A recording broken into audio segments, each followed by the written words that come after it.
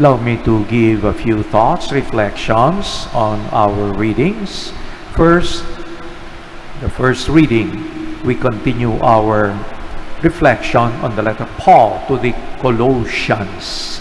It runs for 4 chapters. So we'll be taking this until next week, until Wednesday during the weekdays. And what's the purpose of this letter? Paul has not gone to Colossae, a community that was established by Epaphras. They had some problems. And so Epaphras spoke to Paul to assist him, to help him. What was the problem? So they received the good news, but then there were some false teachers talking about other things, that some people are gifted with special knowledge so that they could influence other people. And yet Paul wrote this letter to encourage the early Christians to hold firm to their faith, to what they have heard from Epaphras and the other disciples who went there to preach about Jesus. So the letter speaks about the preeminence of Jesus. Jesus is the center of our life. Jesus the center of the world. Jesus the source of salvation. So Him alone is sufficient. We don't need anything because Jesus is the center and the foundation of our life. Because of Him, we are reconciled to God. Because of Him, we have salvation. Salvation is achieved no other way except through Jesus, in Jesus, and with Jesus. So this is what Paul is trying to express in the later part of his letter.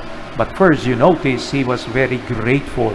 He was thanking the Lord. This is still part of the introduction. So after the introduction, he speaks about the preeminence, the centrality of Jesus in our life, and then beware of false teachings, and then the ideals of Christian life and conclusion.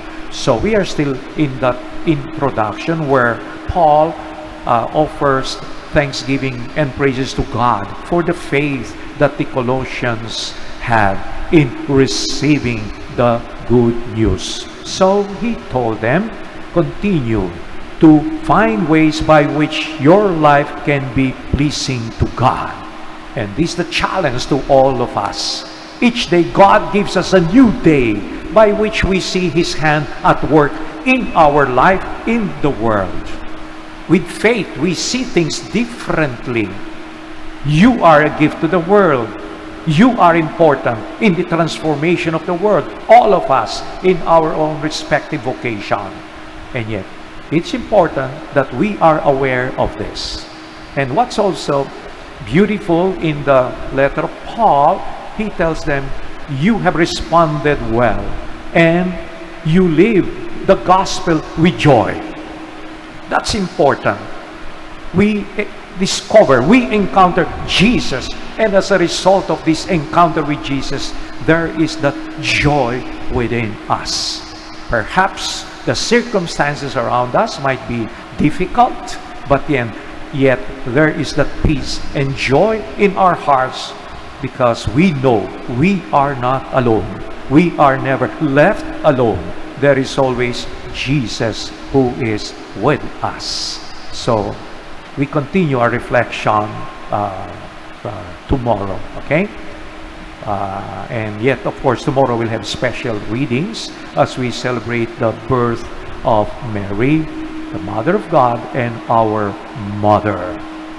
And then in the Gospel, again, I think we are all familiar with this story, with this event, when, Peter and his companions, they tried to fish the whole night and they caught nothing.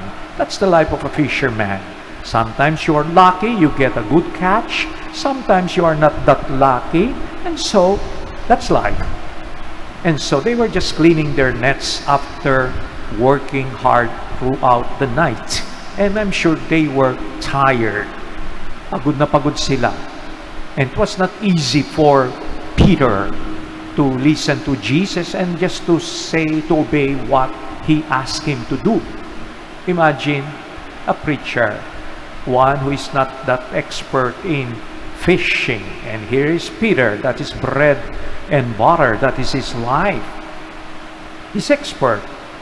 And yet, he listened to Jesus. He could have said, Lord, I'm tired. We worked all night. We caught nothing. Because when you fish, you don't fish during the day. It was morning when Jesus told him, go and go into the deep for a catch. Fishermen know that you fish at night, not during the day. And yet, Peter obeyed. And because he obeyed, he saw a miracle. Why? It was the Lord who told him. It was not just an ordinary person. When God speaks, expect many wonderful things to happen. Jesus asked the disciples after preaching to a big crowd, give them food. We have nothing except 5 loaves, more than 5,000 people. What are these 5 loaves and 2 fish? Just ask them to sit, and Jesus blessed, and then asked them to distribute. Bingo. There were even 12 baskets left over. So we can see when we allow God to work in our life, there is always a miracle.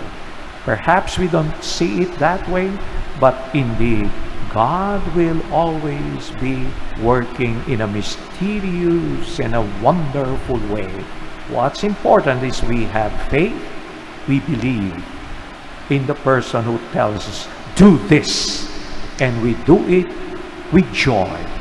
We obey with courage, knowing that the one who tells us to do this thing, that thing, is the Lord of life and creation. Amen.